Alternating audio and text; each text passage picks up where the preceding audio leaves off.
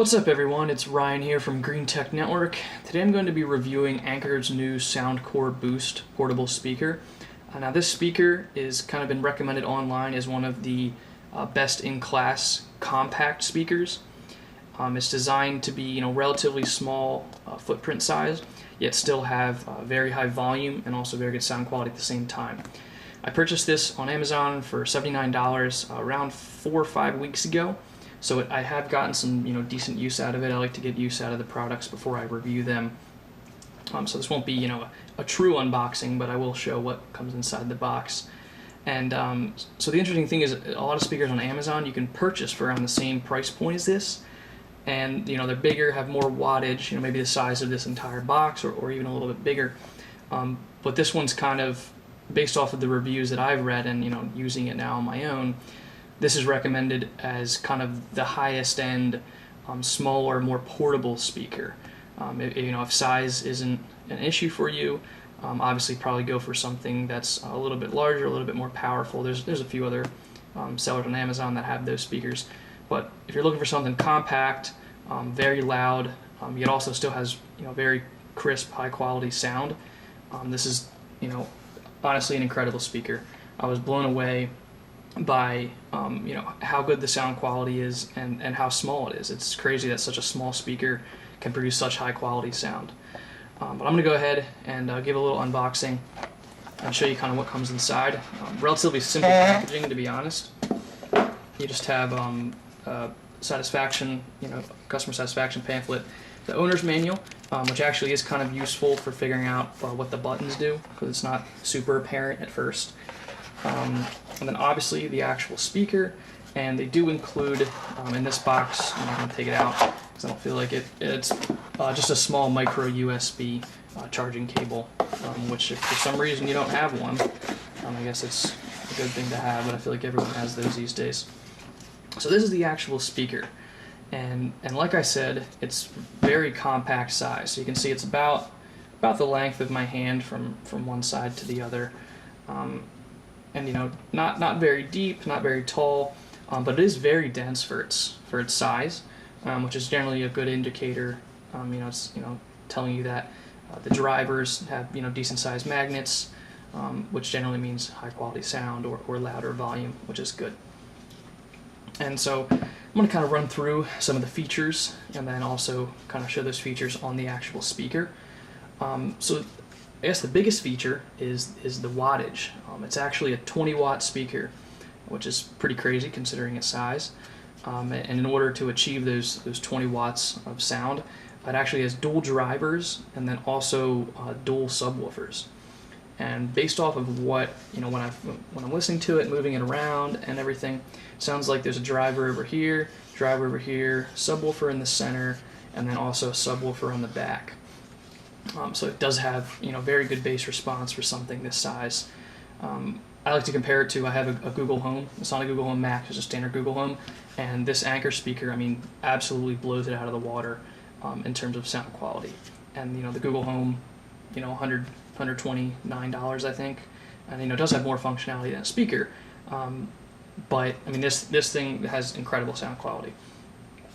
So on top of the 20 watts. Dual driver, dual subwoofer. The other interesting thing about it is that it has the ability to charge your phone.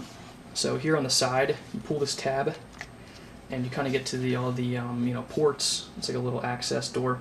So you have this USB port, which you can charge your phone or any other USB device.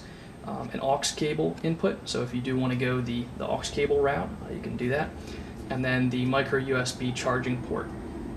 And this door actually. It fits on there, pretty snugly, and that's because this speaker is rated at IPX5 water resistant. So that means that it can withstand a decent amount of splashing. So that means you're safe to bring this to the pool, to the beach, anywhere where there's water, as long as it's not being submerged. So IPX5 does not cover full submersion in water. It mainly only covers splashes. So as long as you're not dunking the thing in water, then you should be relatively good to go. In addition to the waterproofing, the other kind of cool thing about this speaker is that the battery life lasts for around 12 hours total. which is pretty impressive considering this is, a 20-watt speaker. And I can personally attest to that. I've, used it on the beach for 6-7 hours straight, and it'll maybe go down 2-3 notches, and it is generally at max volume. So obviously the higher the volume you're running the speaker at, the faster the battery is going to deplete. And then also if you're charging any phones or any devices, it's going to deplete even faster. But it is a 5.2 amp hour battery, so it is a pretty large size battery for such a small speaker, which is definitely a good indicator that it truly is full 12-hour life. And then on top of the battery life, the other kind of main good feature about it is it has Bluetooth 4.2. And that's big for me. A lot of the speakers that I bought before were like Bluetooth 3.0, and they'd be cutting out if I leave the room with my phone, or if there's something in between me and the speaker, the sound cuts out. But with 4.2, as long as your phone supports 4.2 as well, you can actually have the speaker in a totally different room than the audio source, the phone, and it has no problems streaming the audio. So I've had my phone charging in my bedroom and this playing out in the family room, going through maybe 2 walls straight, and it has no issues at all. According to Anker's website, the range is around 66 feet. I'm assuming that's if there's nothing in between you. So if you're out in an open area, you can get pretty damn far from this thing, and it should still stream that audio directly to it. So now I'm going to run through the buttons on top. So you have your standard power button. I'll just go ahead and turn it on real quick. It makes a fun little noise. So on the left here, you have the battery status. So this does have 4. That's the noise it makes when it connects to a device. It does have 4 lights here to tell you what the battery level is at. So right now it's somewhere around 75%. The power button stays lit when it's on. The battery status does go away after a few seconds, but if you want to bring it back, you can just I mean to power it down. I meant to press the other button. You can just press one of the volume up, volume down buttons, and it'll give you the status again. So like I said, volume up, volume down buttons, and then a play button. So this speaker does not have a forward song button or a reverse song button. However, you can double tap the play button and that will move on to the next song. But if your phone's put away and you want to replay the song you just listened to or go back a couple songs, unfortunately you cannot with this speaker, and according to the owner's manual there is no way to do it. So unfortunately you're stuck only moving forward. So if you want to go backwards a song, you have to take your phone out and go backwards, and that's honestly really the only downfall of this speaker that I've had so far. Over here on the right, so this is the bass up button, and it does exactly what it says. It basically increases the bass response of the speaker, especially at low volumes. So if you're if you're listening to some type of song that you want a little bit heavier bass, it pumps more power to the subwoofers in the speaker and gives you a little bit better bass response. Once you start to get to higher levels, this button doesn't do much because the subwoofers are already kind of going at their max level. Oh, and on top of that, I think I forgot to mention, it does have NFC. I haven't tested it personally, but I'm assuming it works.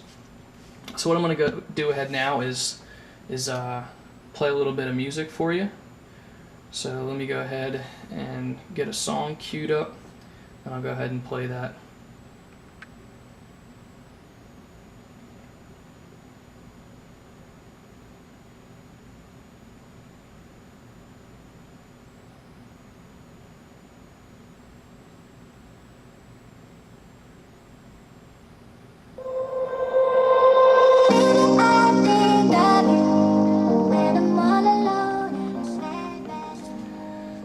So I'm playing the new Martin Garrix and David Guetta.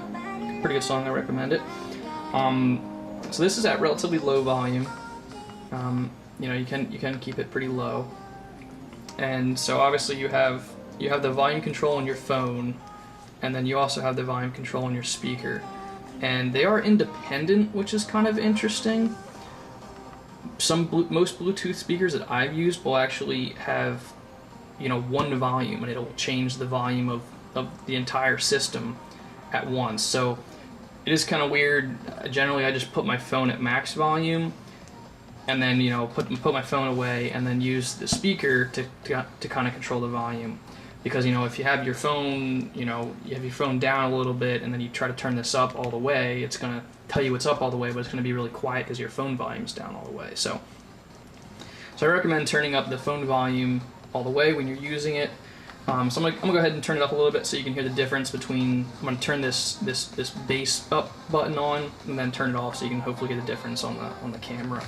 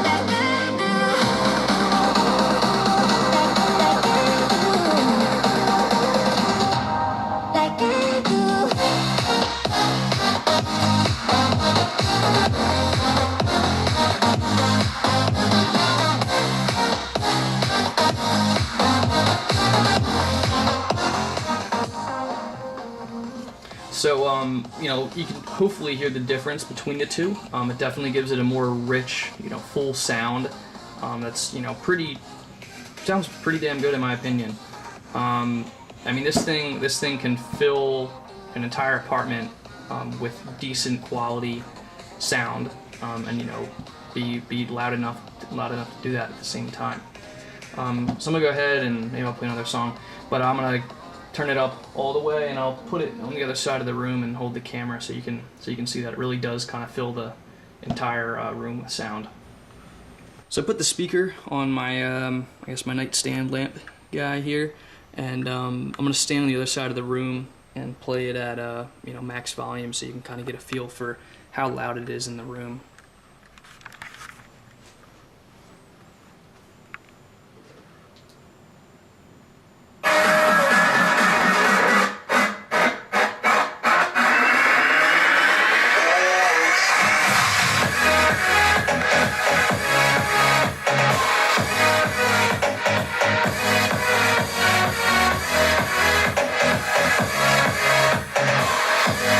This is me trying to talk right now over it, and I pretty much have to yell to get over the volume level of the speaker.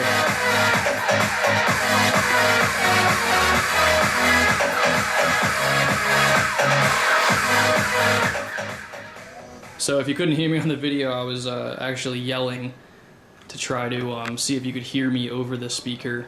But I mean, if you're in a room this size, which it's not a very big room, but if you're in a room this size and you have this thing on max volume, I mean, it's going to absolutely fill the room with music to the point of where you're yelling, and the music still sounds good at that level.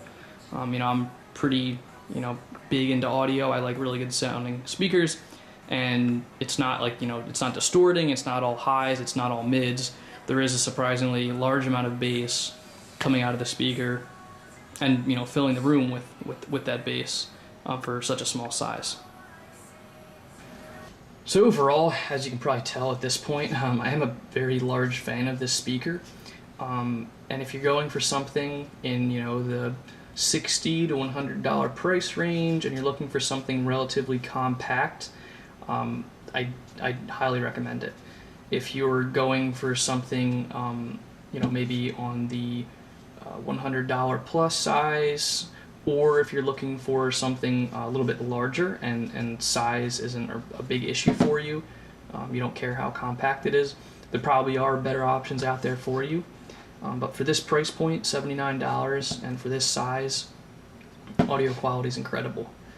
So if you like it, if you want to buy one, I put the link in the description, so feel free to go ahead and purchase it if you like it yourself. Or if you have one, feel free to comment and let me know what you think about it. But that pretty much concludes my review on the new Anker SoundCore Boost speaker. I appreciate you all tuning in to watch, and feel free to subscribe if you like my content.